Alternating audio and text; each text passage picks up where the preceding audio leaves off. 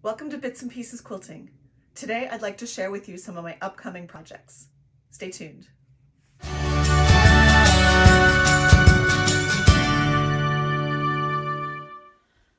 This is my most recent sewing project.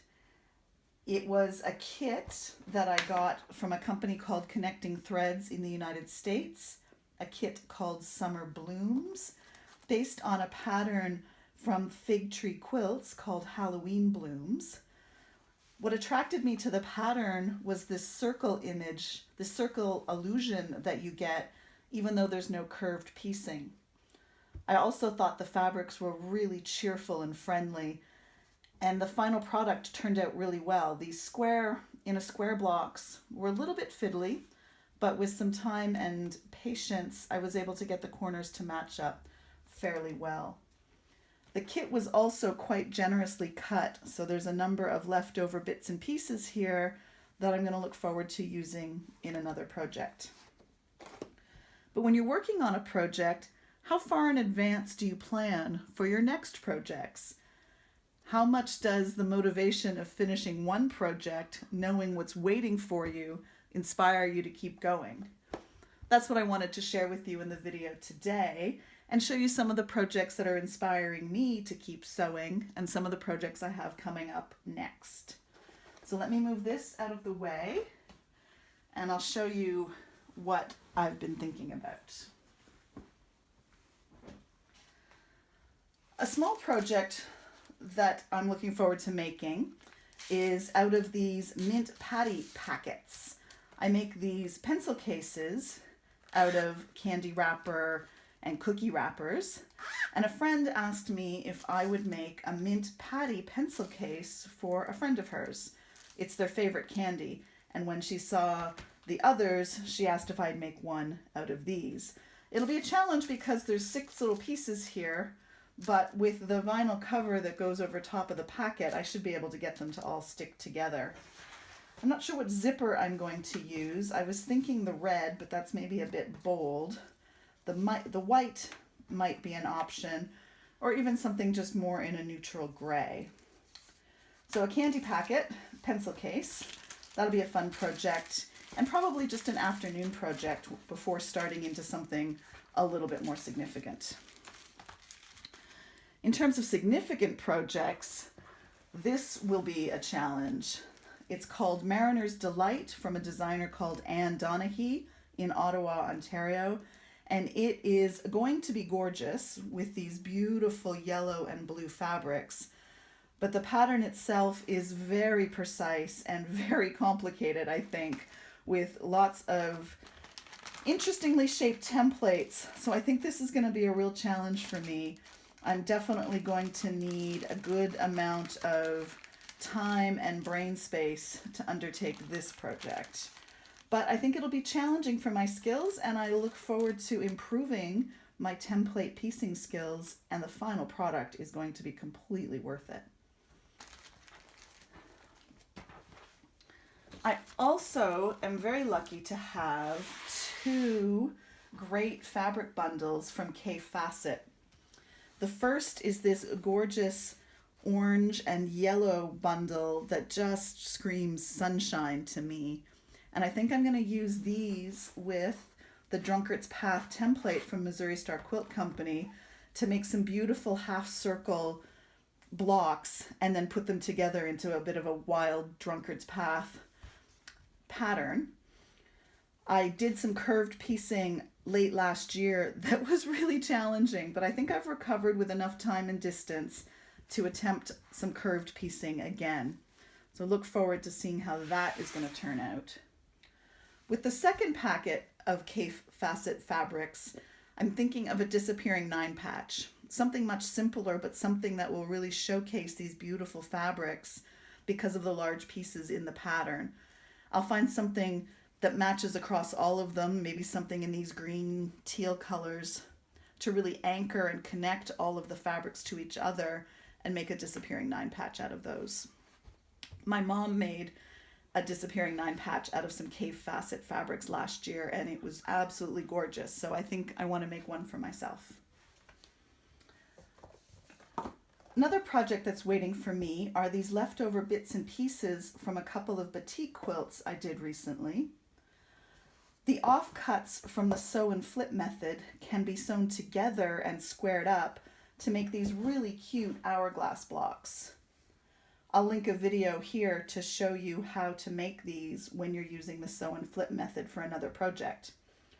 In total, I have probably close to 200 of them, and once they're sewn and squared up, mine are about 2 inches square.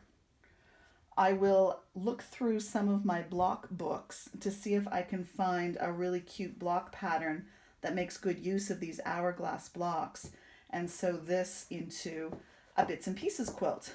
Nothing like using your amazing leftovers to make yet another beautiful project.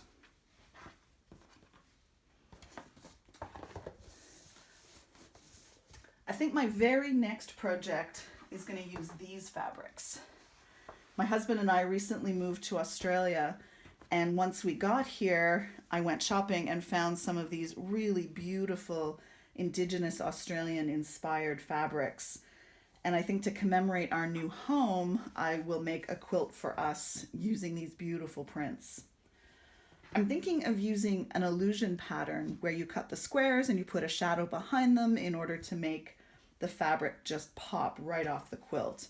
And I think this solid gray is going to be the illusion fabric that goes behind all of these beautiful prints. Really excited about how this is going to turn out, and excited to use it as a commemoration of our new home.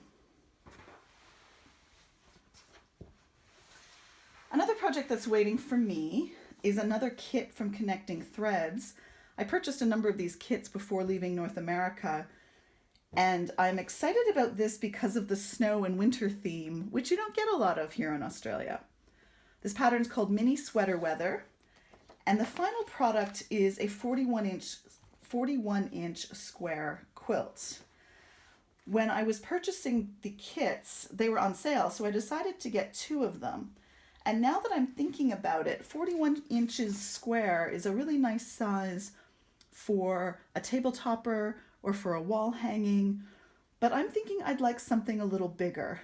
So this will be a bit of a math challenge, but I'm wondering about a way to combine 2 kits into one by adding some additional rows or blocks to this pattern in order to make something a little bit bigger, still winter inspired like this, and using these fabrics that came with the quilt, but making it into something a little bit bigger than 41 inches square.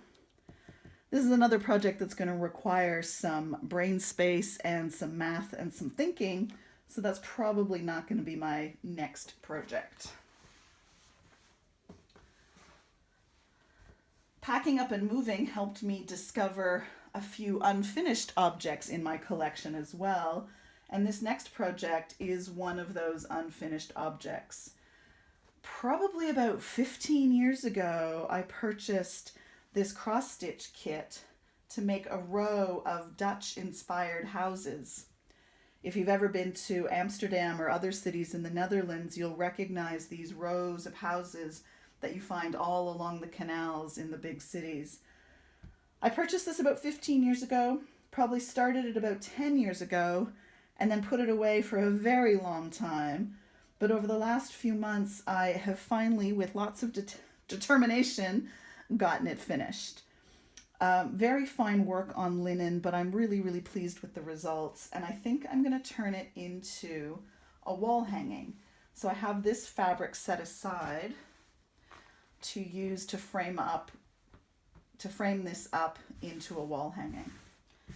And even though it took a lot of time and effort, I was still so thrilled with these little houses that I decided to make a tiny little extra project with just 3 of the houses that I think I'll turn into a pillow to coordinate with the wall hanging. And the final project that I want to show you is inspired by home. This is a collection of Canadian themed fabrics, including some great flannel with the maple leaves on it for the back of the quilt. I have a printed panel with a map of Canada, And then a number of Canadian themed pieces of fabric, including Inuksuks and maple leaves, and fabrics with the national anthem, words from the national anthem printed on it. I'm going to have to find a pattern to make with these fabrics, and I'm not sure what I'm going to do with them yet, but this will be a really nice memory of home here in Australia when I finally get it done. I hope you enjoyed this preview of some of my upcoming projects. I look forward to hearing from you down below in the comments as to what your upcoming projects may be. Thanks very much for watching. Please like and subscribe, and don't forget to check out my website at bitsandpieces.com for free patterns and other downloads. Remember to make the most of your bits and pieces, and happy quilting.